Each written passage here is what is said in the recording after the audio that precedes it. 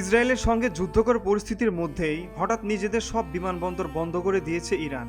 গত 6 অক্টোবর রবিবার রাত 9টা থেকে সোমবার 7 অক্টোবর সকাল 6টা পর্যন্ত বন্ধ রাখা হয় বিমানবন্দরগুলো।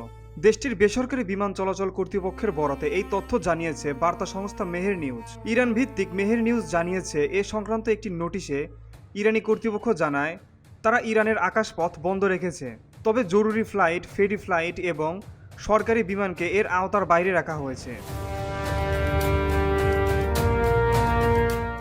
যে কোনো সময় ইসরায়েল ইরানে আক্রমণ করতে পারে, এজন্য ইরান তাদের ফাইটার জেটগুলোকে অপারেশনাল রাখতে এই সিদ্ধান্ত নিয়েছে। ইরানের আরেক রাষ্ট্রায়ত্ত বার্তা সংস্থা ইরনা জানিয়েছে অপারেশনাল সীমাবদ্ধতার কারণে বিমানবন্দর বন্ধ করে দেওয়া হয়েছে, তবে এর সঙ্গে ইসরায়েলের পাল্টা হামলার বিষয়টি থাকতে পারে বলে জানিয়েছে ইসরায়েলি সংবাদ মাধ্যম। গতকাল টাইমস অফ ইসরায়েল এই খবরটি প্রকাশ করেছে। গেল মঙ্গলবার ইসরায়েলকে লক্ষ্য করে 181টি ব্যালিস্টিক মিসাইল ছোড়ে Iran.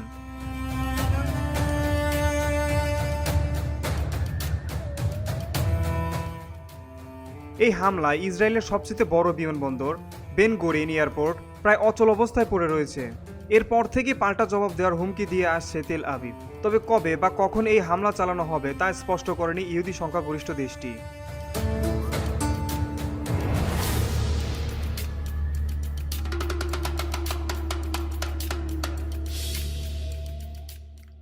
News desk, VOD Bangla.